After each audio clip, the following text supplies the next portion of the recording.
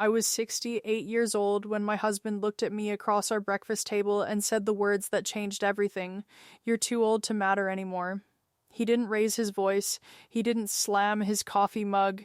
He simply shrugged, as if he were commenting on the weather. For a moment, I forgot how to breathe.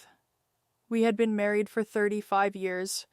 I had stood beside him through layoffs, illnesses, the stress of raising two children, and every unexpected twist life had thrown our way. I had celebrated his victories as though they were my own and quietly carried burdens he never even noticed. Yet somehow, in his eyes, I had become invisible. "I wish I could tell you," I answered with the perfect comeback. I didn't. I simply nodded, picked up my empty plate, and washed it in silence. That morning stayed with me, not because it was the first cruel thing he had ever said, because it was the first time I believed him. Over the next few weeks, I started paying attention. At church, he introduced himself before mentioning me. At family dinners, he interrupted me whenever I tried to tell a story. When friends visited, he joked that I couldn't remember anything anymore. Everyone laughed politely. I smiled politely. Inside, something was slowly breaking. One afternoon, I found an old photo album in the attic. There was a picture of me at 33.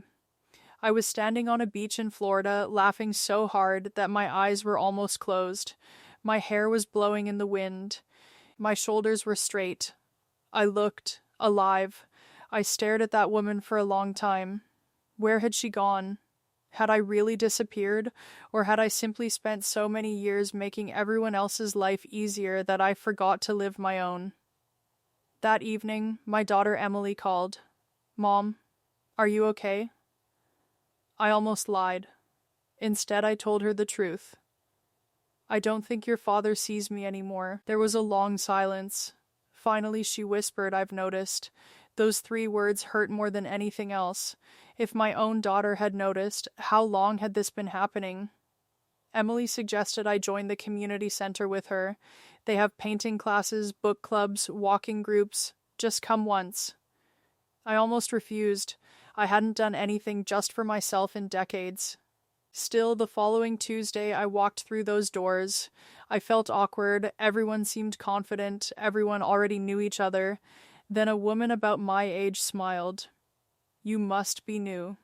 Her name was Linda. She was a retired school principal who had lost her husband 4 years earlier. Within 10 minutes, she made me laugh harder than I had laughed in months. For the first time in years, nobody asked what my husband wanted.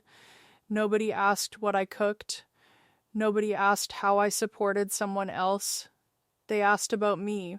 What books did I enjoy? Where had I always wanted to travel? What dreams had I put aside? I didn't know how to answer. That realization frightened me. On the drive home, I cried. Not because I was sad, because I realized how completely I had forgotten myself. The next few weeks became my quiet rebellion. I started walking every morning. I borrowed books from the library again. I signed up for watercolor lessons. I bought a blue sweater instead of another beige one because I realized I actually liked bright colors. Small things, very small things, but they reminded me I was still alive. My husband noticed. "What are you dressed up for?" "I'm meeting friends." "You have friends?" He laughed. "I didn't. I do."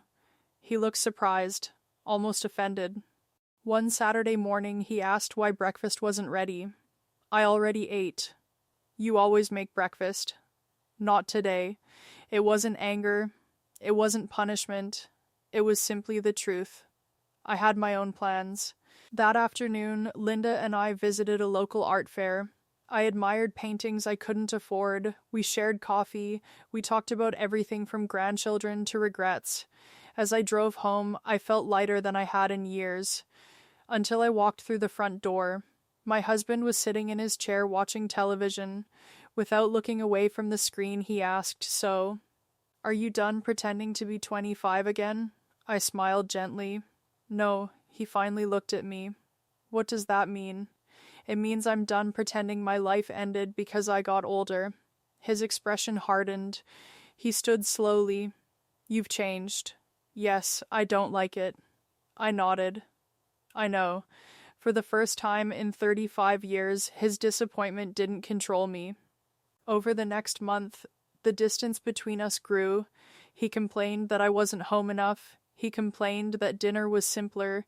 He complained that I wasn't the woman he married. One evening I quietly answered, "Neither are you." He stared at me in complete silence. A few days later, I returned from my painting class and found several photo albums spread across the dining room table. Beside them sat a folder from our financial advisor. My husband looked at me with an expression I hadn't seen before. It wasn't anger, it wasn't sadness, it was calculation. Then he spoke the words that made my heart sink. "I think it's time we discuss how our future is going to look, because things are about to change." I stood quietly beside the dining room table, looking at the old photo albums and the folder from our financial advisor. My husband folded his hands. "I've been thinking," he said. "You've changed so much that I don't even recognize you anymore." I looked at him calmly. "I've changed because I finally remembered who I was." He sighed. "I didn't marry someone who was always running off with friends and painting flowers. No," I replied softly. "You married someone who slowly stopped making room for herself." For a long moment, neither of us spoke. Then he slid the financial folder toward me. "I think we should separate our finances." Years ago, that sentence would have terrified me. Now, it simply made me ask one question. Why? He hesitated. "I don't want surprises." I almost smiled. The surprise had never been my watercolor classes. The surprise was that I had stopped living only for him. Instead of arguing, I called our financial advisor the next day and scheduled a meeting with both of us present. The advisor patiently explained our shared assets, retirement plans, and legal rights. Listening to the facts instead of emotions gave me clarity I had never allowed myself before. When we left the office, my husband was unusually quiet. A week later, Emily invited us both to dinner. Halfway through the meal, my granddaughter placed one of my watercolor paintings on the table. "Grandma made this." She smiled proudly. "I want to paint like you." I looked at my husband. He looked at the painting for a long time.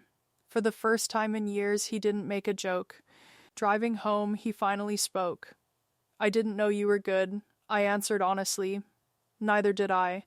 That conversation didn't fix 35 years overnight. Healing rarely works that way.